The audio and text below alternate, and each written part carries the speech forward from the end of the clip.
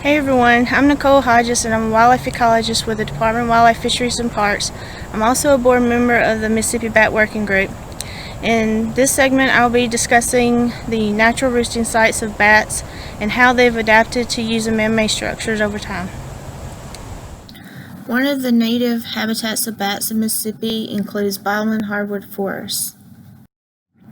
Some bat species will roost in the leaves of hardwood trees or in the leaves that accumulate on the ground, where others will roost in hollow trees.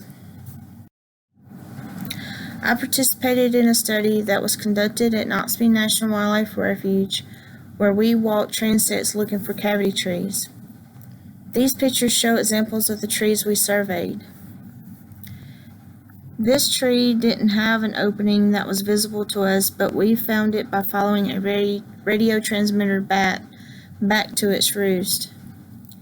A chainsaw was used to cut a window so we could look inside, and a door was made to cover the opening to prevent changing the microclimate inside the tree. These images are examples of what it looks like inside the cavity tree. It really takes practice to be proficient at surveying bats and cavities. Sometimes the cavities are so tall that we confuse fungus for bats. Bats in Mississippi will also roost in caves.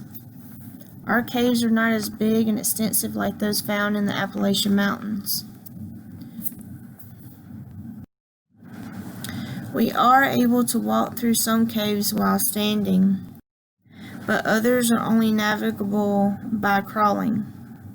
Some caves will open up to really large chambers that house thousands of bats.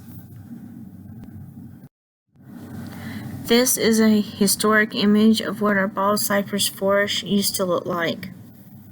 The biggest threat to bats in Mississippi is habitat loss and destruction. Much of our hardwood forests in Mississippi have been clear-cut and converted to loblolly pine stands. Most people that harvest timber see no value in a hollow tree because it has no marketable value. These cavity trees are homes to many species of mammals, herpetofauna, birds, and invertebrates. Since hardwood forests are not as prevalent as they used to be, bats have adapted to using man-made structures such as houses, old silos, and bridges under our highways.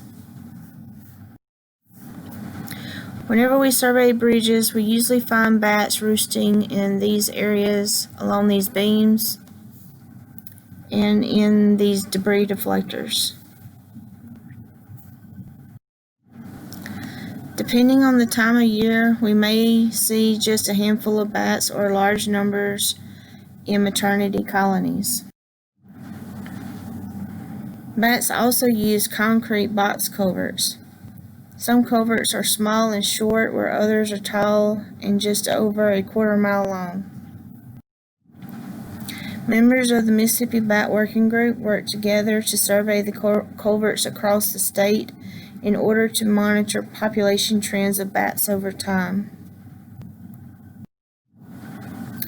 That's all I have for this segment. I hope you all learned something new and enjoyed the presentation.